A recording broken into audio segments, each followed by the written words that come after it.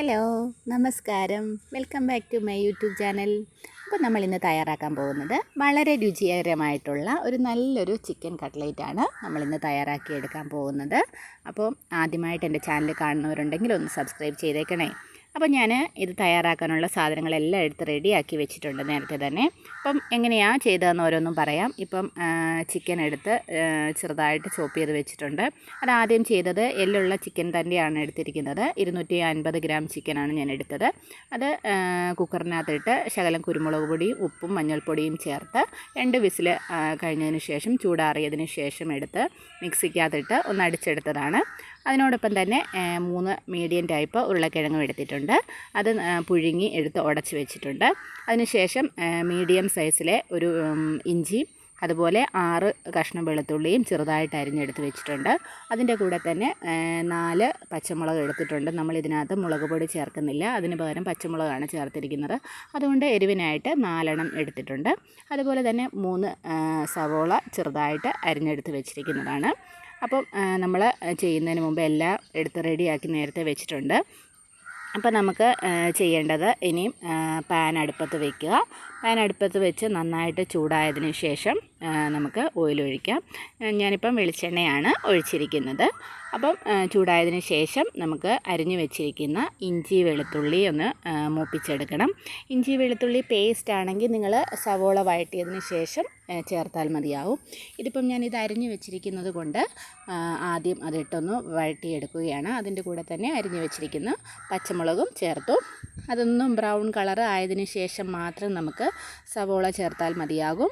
Paste എടുത്ത് വെച്ചിട്ടുള്ളവർ സവോള ആദ്യം ഒന്ന് വഴറ്റിയതിന് ശേഷം ഇഞ്ചി വെളുത്തുള്ളി പേസ്റ്റ് അങ്ങ് ചേർത്താൽ മതി. അപ്പോൾ ഇത് ഞാൻ അരിഞ്ഞു വെച്ചിരിക്കുന്നതുകൊണ്ടാണ് ഇങ്ങനെ ചേർത്തത്. അപ്പോൾ ഇതൊന്ന് ബ്രൗൺ കളർ ആയപ്പോൾ നമ്മൾ അരിഞ്ഞു വെച്ചിരുന്ന സവോള ഇതിനകത്തോട്ട് ചേർത്തു. അതപ്പം ഒന്ന് നന്നായിട്ട് വഴണ്ട് വരണ്ട, ചെറുതായിട്ടൊന്ന് വഴറ്റിയെടുത്താൽ മതി. അപ്പോൾ ആ വഴറ്റുന്ന കൂട്ടത്തിൽ ശകലം ഉപ്പും കൂടി ചേർത്ത് കൊടുക്കുക. വേഗം അങ്ങ് വഴണ്ടോളും. അപ്പം ഞാൻ ആവശ്യത്തിനുള്ള ഉപ്പ് ചേർത്ത് കൊടുക്കുകയാണ്. അപ്പം വേഗം അങ്ങ് വഴണ്ട് കിട്ടിക്കോളും. അപ്പം നന്നായിട്ടൊന്ന് വഴണ്ട് വന്നിട്ടുണ്ട്. ആ സമയത്ത് ഒരു ചെറിയ സ്പൂണ് കുരുമുളക് പൊടിയാണ് ചേർത്തത്. അതിനുശേഷം 1/2 ടീസ്പൂൺ മഞ്ഞൾപ്പൊടി ചേർത്തു. അത് ഒന്ന് പച്ചമണം മാറിയപ്പോൾ നമ്മൾ അതിൻ്റെ കൂടെ തന്നെ 1 ടീസ്പൂണ് പെരിഞ്ജീരകമാണ് ചേർത്തിരിക്കുന്നത്. പെരിഞ്ജീരകത്തിൻ്റെ പൊടിയാണ് ചേർത്തിരിക്കുന്നത്. അതിൻ്റെ കൂടെ തന്നെ 1 ടീസ്പൂണ് ഗരം മസാല പൊടിയും കൂടെ ചേർത്തു. അപ്പം അതിൻ്റെയൊക്കെ ഒന്ന് പച്ചമണം മാറുന്നിടം വരെ നമുക്കൊന്ന് ഇളക്കി കൊടുത്തുകൊണ്ടേയിരിക്കാം. മുളക് പൊടിയൊന്നും ചേർക്കേണ്ട ആവശ്യമില്ല. നമ്മൾ പച്ചമുളക് എരിവിനായിട്ട് 4 എണ്ണം ചേർത്തിട്ടുണ്ട്. അതിൻ്റെ ആവശ്യമേ ഉള്ളൂ. അപ്പം അതിന് ശേഷം നമ്മൾ നേരത്തെ ചോപ്പ് ചെയ്ത് വെച്ചിരുന്ന ചിക്കനായിട്ടൊന്ന് അതിൻ്റെ കൂടെ ഇട്ട് ഇളക്കി മിക്സ് ചെയ്തെടുക്കുക. നമ്മൾ വെള്ളമൊന്നും ഇനി ഒഴിക്കേണ്ട കാര്യമില്ല. ചിക്കനൊക്കെ നന്നായിട്ട് വെന്തതാണ്. അപ്പോൾ അതിനകത്ത് നന്നായിട്ടൊന്ന് മിക്സ് ചെയ്ത് യോജിപ്പിക്കുക. അതിനുശേഷം നമ്മൾ നേരത്തെ പുഴുങ്ങി വെച്ചിരുന്ന ഉരുളക്കിഴങ്ങും കൂടി ഇതിനകത്തോട്ട് മിക്സ് ചെയ്യുക. നന്നായിട്ട് മിക്സ് ചെയ്യുക. അപ്പം ഇതൊന്ന് കുഴച്ച് നമുക്ക് എടുക്കണം. ചൂട് പോയതിന് ശേഷം കൈകൊണ്ട് ഇപ്പം ഞാൻ തവി കൊണ്ട് തന്നെ കുഴച്ചെടുത്തിട്ടുണ്ട്. ആ ചൂടോട് തന്നെ കുഴച്ചെടുത്തിട്ടുണ്ട്. നമുക്ക് ചൂട് പോയതിന് ശേഷം നമ്മളിപ്പം ചപ്പാത്തിക്ക് കുഴയ്ക്കുന്ന മാതിരി തന്നെ അതെല്ലാം കൂടി മിക്സ് ചെയ്ത് നന്നായിട്ട് നമുക്ക് കുഴച്ചെടുക്കണം. അതിനുശേഷം നമുക്ക് വേണ്ടത് ബ്രെഡിൻ്റെ പൊടിയാണ്. അപ്പം ബ്രെഡിൻ്റെ സൈഡിലത്തെ ഒന്നും കട്ട് ചെയ്യേണ്ട, അല്ലാതെ തന്നെ ഞാൻ പൊടിച്ചെടുത്തതാണ്. അതിൻ്റെ കൂടെ തന്നെ 2 മുട്ട നന്നായിട്ട് എടുത്ത് വെച്ചിട്ടുണ്ട്. 2 മുട്ട മതിയാകും ഇത്രയത്തിന്. അപ്പം എല്ലാം റെഡിയാക്കി വെച്ചിട്ടുണ്ട്. നമുക്കിനി കട്ട്ലേറ്റ് രീതിയിൽ തന്നെ ഓരോരുത്തർക്കും ഇഷ്ടമുള്ള ഷേപ്പിൽ തന്നെ അത് ഉണ്ടാക്കിയെടുക്കാവുന്നതാണ്. ഇതിപ്പം ഞാനിപ്പം ഉരുളയാക്കിയിട്ട് നമുക്കിപ്പം കടയിൽ നിന്നൊക്കെ വാങ്ങിക്കുന്ന കട്ട്ലേറ്റ് കണ്ടിട്ടുണ്ടായിരിക്കുമല്ലോ, ആ ഷേപ്പിലാണിപ്പം ഞാനിത് ഉണ്ടാക്കിയെടുക്കുന്നത്. നമുക്ക് കൈകൊണ്ട് ഉരുട്ടിയെടുത്തതിന് ശേഷം ഒന്ന് പതുക്കി വെച്ചാൽ മതി. കടയിൽ നിന്ന് നമുക്ക് കിട്ടുന്നത് ഈ ഷേപ്പിലാണ്. നിങ്ങൾക്ക് ഇഷ്ടമുള്ള ഷേപ്പിൽ അത് നമുക്ക് ഉണ്ടാക്കിയെടുക്കാവുന്നതേ ഉള്ളൂ. ഇപ്പം ഞാൻ ചെയ്തിരിക്കുന്നത് ഇങ്ങനെയാണ്. അപ്പോൾ ഇങ്ങനെ ആക്കിയതിന് ശേഷം അത് നമ്മൾ നേരത്തെ അടിച്ചു വെച്ചിരുന്ന മുട്ടയ്ക്കകത്തോട്ട് മിക്സ് ചെയ്യുക. അതിനുശേഷം ബ്രെഡിൻ്റെ പൊടിയിലോട്ട് മിക്സ് ചെയ്തെടുക്കണം. അപ്പോൾ നമ്മൾ ആ മുട്ടയ്ക്കകത്തിട്ട കൈകൾ തന്നെ ആദ്യം ഇട്ടാൽ അതെല്ലാം കൂടെ പൊടികളെല്ലാം കൂടെ കട്ടി പിടിക്കും. അപ്പം ഇങ്ങനെ ചെയ്താൽ മതി. അപ്പോൾ ആ പൊടിയിൽ പറ്റത്തില്ല. അപ്പോൾ ഇങ്ങനെ നമുക്ക് ഓരോന്നും മുക്കിയെടുത്ത് ബ്രെഡിൻ്റെ പൊടിയിലും കൂടെ മുക്കി നമുക്ക് റെഡിയാക്കി നമുക്ക് വയ്ക്കാം. അപ്പം ഞാനെല്ലാം അങ്ങനെ ചെയ്ത് വെച്ചിട്ടുണ്ട്. ഇനി നമുക്കിത് പൊരിച്ചെടുക്കണം. അതിന് വേണ്ടിയിട്ട് ഒരു പാൻ അടുപ്പത്ത് വെച്ച് നന്നായിട്ട് ചൂടായതിന് ശേഷം ആവശ്യത്തിനുള്ള വെളിച്ചെണ്ണ ഒഴിക്കുക. ഞാനിപ്പോൾ വെളിച്ചെണ്ണയാണ് ഒഴിച്ചിരിക്കുന്നത്. നിങ്ങൾക്ക് ഏത് ഓയിൽ വേണമെങ്കിലും ഉപയോഗിക്കാവുന്നതാണ്. ഞാനിപ്പോൾ വെളിച്ചെണ്ണയാണ് ഒഴിച്ചത്.